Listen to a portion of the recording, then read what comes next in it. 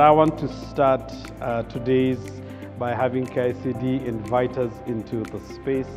And so allow me to bring Daktari Wambua to start with his remarks this morning. My name is Joseph Wambua. The kind of work that is being done by KURASA is dear to me. The platform they are using, I've already interacted with it, and I'm seeing a lot of points of convergence, areas that we can come together and see how to move forward as a team for the benefit of the Kenyan children. For any education system, for any education and training framework, there are 4 things that must be there. 1 is curriculum content. 2, there must be assessment. 3, there must be the pedagogical approaches. 4, there must be the learning resources. And on pedagogical approaches, in this dispensation of CBC, we are emphasizing on the constructivist approaches to learning.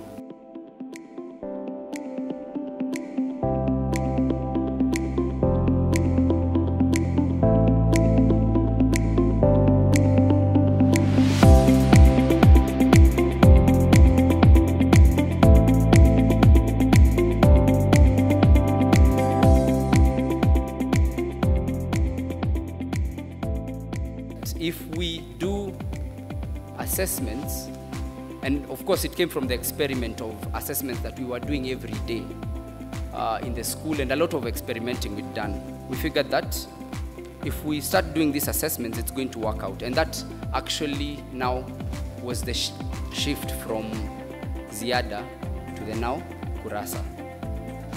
So for any signed up client that we have, and they bought into the dream, it's a first time for everything. And all of you can remember the first time you did, the first time you drove your car, the first time you went to school. You know, the first time you do something sets you on a path that changes your life forever. And what I'm here to cover is our journey and the first time we did some of these things. And that's what actually has brought this. This is our first event, maybe let me say our first annual report event.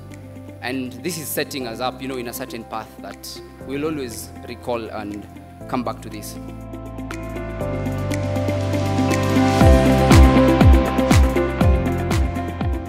Instill Education is a teacher capacity development organization, tech organization. I forgot to add the tech.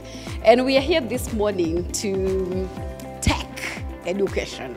Very proud, especially to have parents sitting in the house to celebrate the combination of engineering, tech, and education, and therefore we are teching education. So this morning, I would like to talk about taking up education in Kenya. And just, Daniel, the sky is no longer the limit. We realize there's something above the sky, so we no longer limit ourselves at the sky. Yeah, so we're going up there.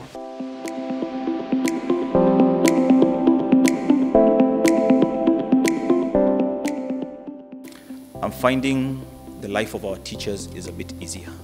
When a class teacher is giving feedback to a parent or to a set of parents, you would think that child has been cloned.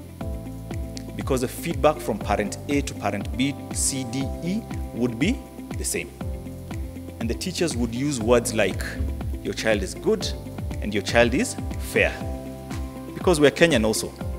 And the Kenyan culture is not extreme. If it's good, we'll tell you. If it's bad, ako sawa tu. Isn't it? So the fact that we have a record and a parent comes in and they leave knowing that the individual that was described in that session is my child is a very big win for my school.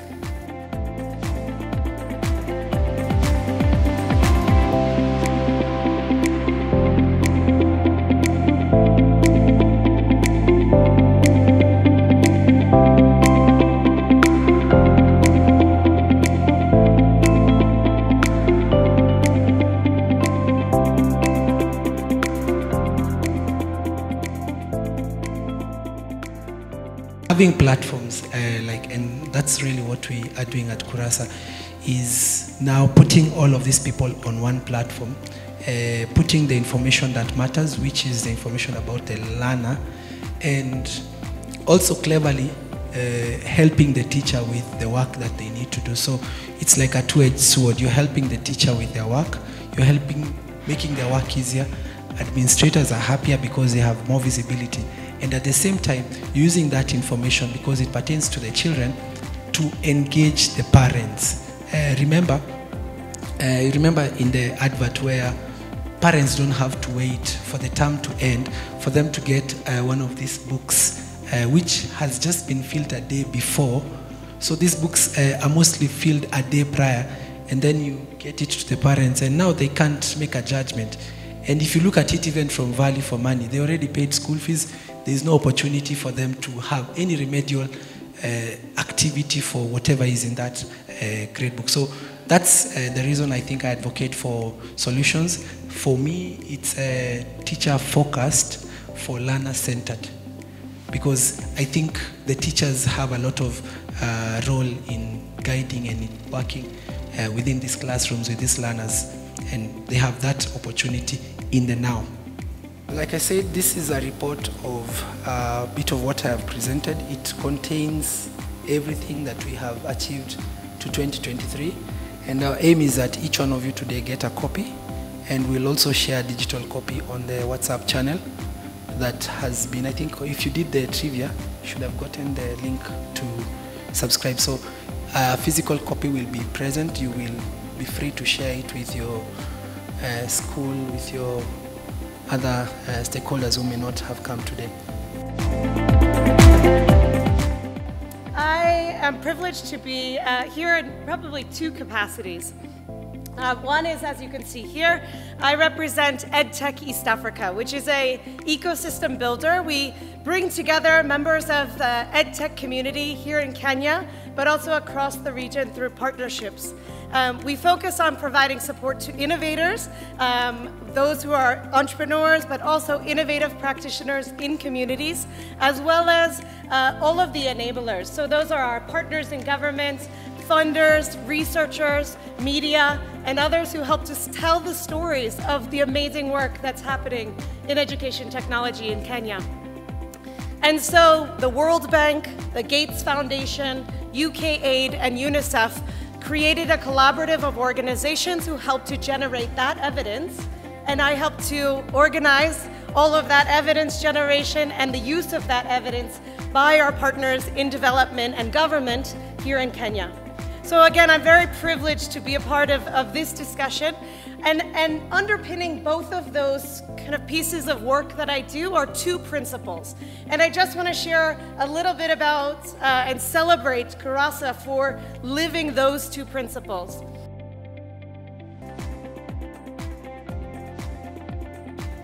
I guarantee you today, I know private schools in Turkana that have a lot of technology and are deploying a lot of technology in their processes and in their learning. I know schools that are teaching music without a music teacher. I now know of 2 schools that are teaching art without a physical art teacher. They are leveraging on communities and partnering with another school. I know somewhere in Emali where teachers, Emali is in Makueni County, somewhere really rather dry. It sits on the highway, but it is one of the most disadvantaged places. I know 20 teachers who are about to register on Instill to teacher train.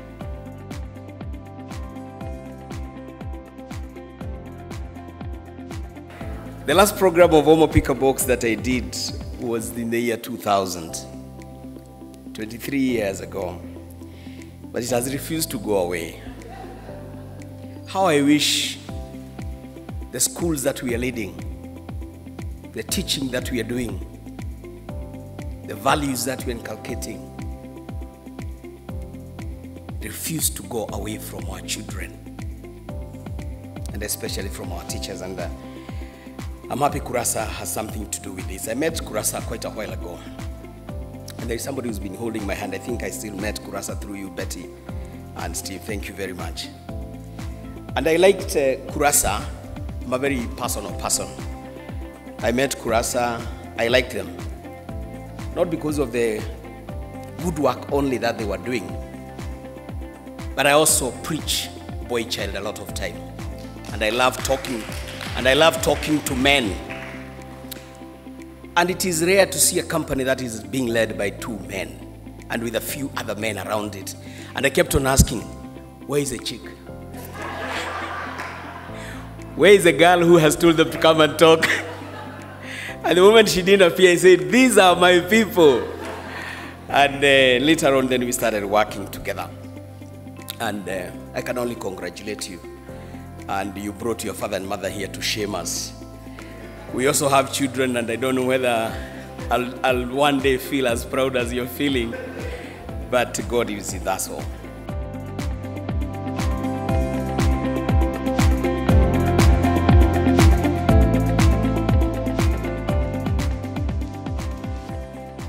This award for the top teacher when it comes to KURASA utilization, this is measured by how they formatively assess the records, how they do their lesson planning, how often they are engaging with parents, and over and beyond there, how they engage with the community. So this is someone who has gone beyond the call of just doing what they're supposed to do, and they are championing that ideal teacher that we want to see, the teacher who is in the community, the teacher who is formatively participating with their classroom.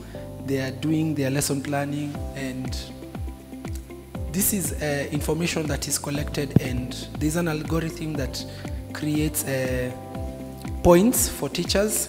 And in your report, you will see the top 100 teachers who you will find that on page, I think it's 14. You will see the top 100 teachers.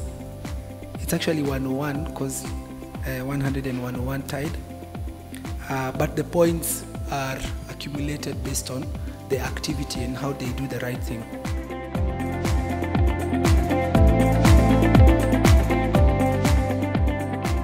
I'll start with the Expert Award. These are my drum rolls. I'll start with the Expert Award. So the person who we picked as the expert for 2023 is a teacher in a public primary school in Lamu County. Asal region. You know the news. You know the kind of news we are getting from Lamu County. Witu primary, yeah. Eustace Gatenjwa. Makofi ya Eustace. Eustace, please come. So just to talk about what he has done, as you bring him here. As you please stand to give the award. I want to call our brother from all the way from Kirinyaga. I forget the Mututa. Yes. Please, Mututa is going to give this first award. Here you go, sir.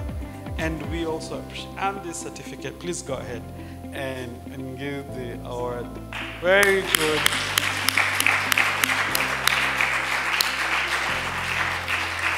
We celebrate the work you're doing as well, sir, in Kirinyaga. Thank you very, very much.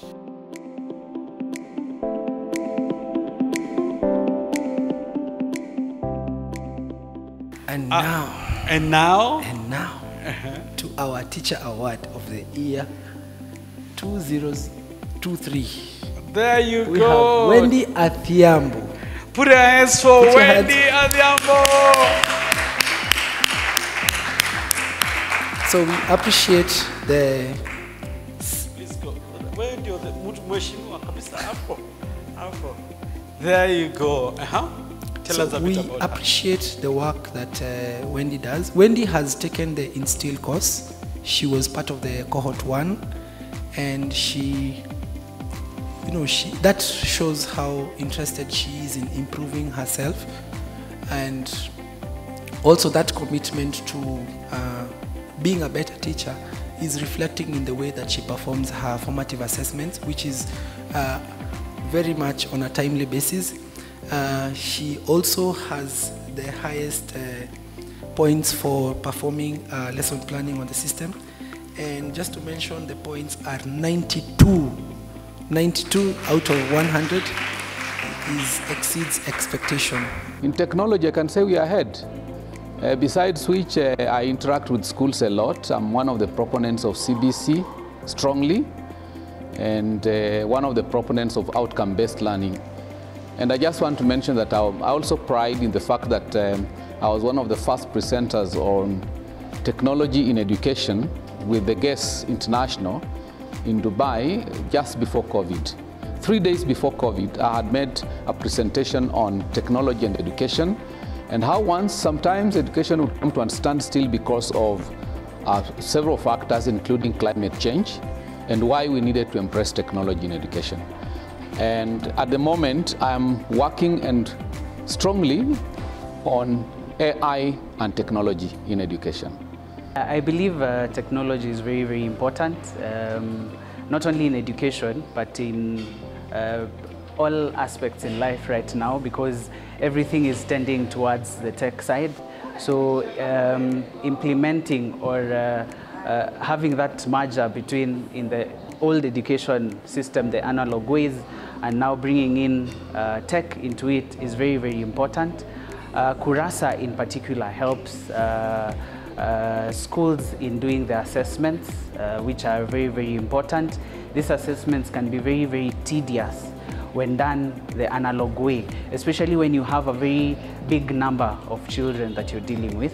Technology is a big deal because of, if you look at CBC and what CBC is all about, assessment, assessment, assessment from one learning area to another learning area. So how do you assess all these learning areas without technology? How do you make the work of the teacher easy so that they can be able to assess? It can only be through technology. And what I've seen actually technology doing is that it's not a one-sided. It is both the teacher, the learner, and the parent. Yeah. I think right now we need to be cognizant of the fact that our kids are already tech savvy. So we need to also allow for teachers to accept that our children already know technology. So how can we leverage and make teaching interesting so that kids find education interesting, learning interesting? Because the more we continue with the rote learning, which unfortunately for some schools, that's what they're still doing, then the kids find it boring, so we sort of lose them. So I think it's important for teachers to understand that they need to leverage on what is already existing and make learning interesting for students. Schools, it is inevitable. From 2013, when the government rolled the digital learning progress, it is a matter of when, not if anymore.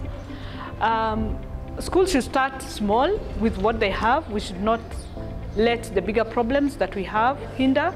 So there's a place for just, a school management software. And then schools then take the next step up, which is a learning management software.